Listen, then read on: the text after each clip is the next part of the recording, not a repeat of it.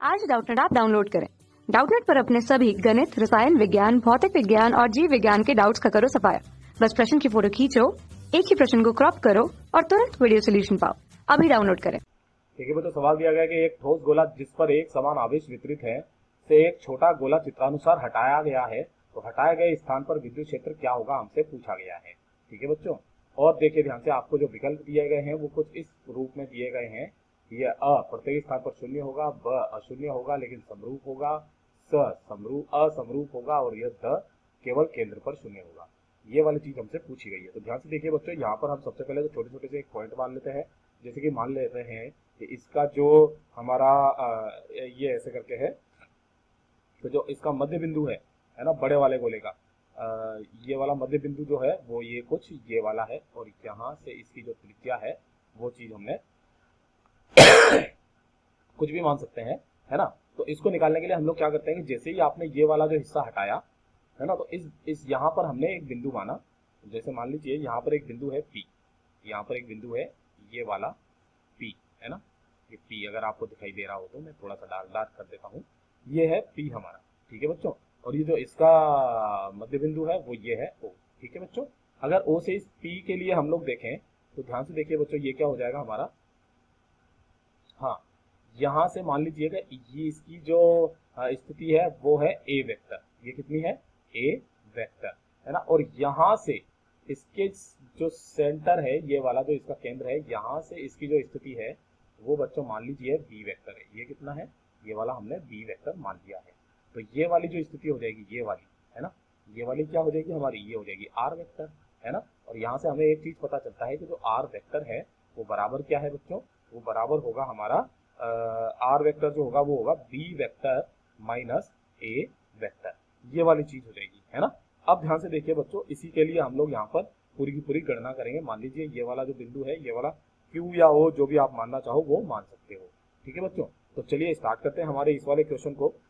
सबसे पहले तो ध्यान से देखिए बच्चों कि जो हमने यहाँ पर एक गाउसीय पृष्ठ बनाया है, इसके अंदर जो ये हमारा एक छोटा सा गोला जो हटाया गया है, इसके अंदर जब हम लोग वो गाउस का नियम लगाएंगे तो छोटे गोले के लिए, ध्यान से देखिए, छोटे छोटे गोले के लिए जब आप गाउस का नियम लगाएंगे तो वो कितना आ जाएगा, वो आ जाएगा किसी बंद पृष्ठ के लिए E डॉट ds, है ना। ये बराबर कितना आएगा, 0। इसका मतलब ये नहीं है, मैं यहाँ लिख देता हूं, इसका मतलब यह नहीं है कि जो E होगा वो 0 होगा, है ना। यानी कि ये यहाँ पर ये ऐसा बिल्कुल भी नहीं है।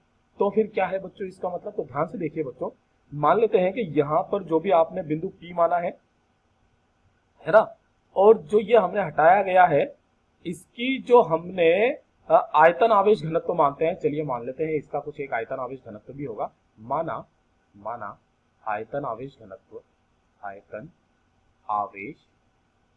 घनत्व जो है इसका वो क्या है बच्चों, वो रो है।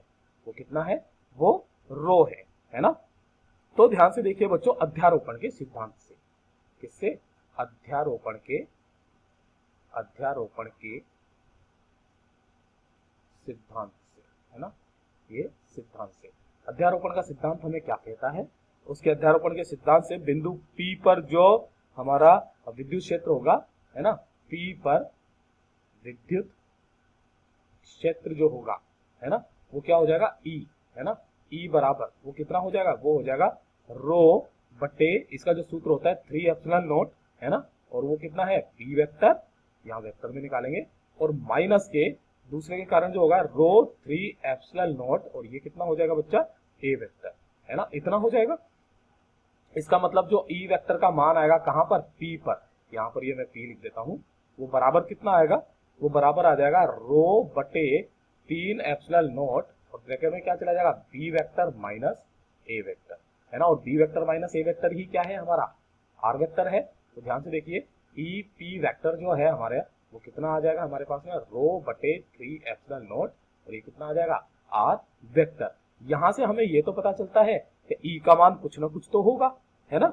लेकिन यहां से जो ये हटाया गया जो हमारा गोला है है ना, ये कैसा है, इससे स्वतंत्र है, इससे इस पर डिपेंड नहीं करता, इस पर निर्भर नहीं करता, है ना, यानी कि ये पॉइंट पर निर्भर नहीं करता है। ये क्या कर रहा है, देखिए ध्यान से, किसी पर भी निर्भर नहीं कर रहा ना, तो यानी कि ये इससे इंडिपेंडेंट है।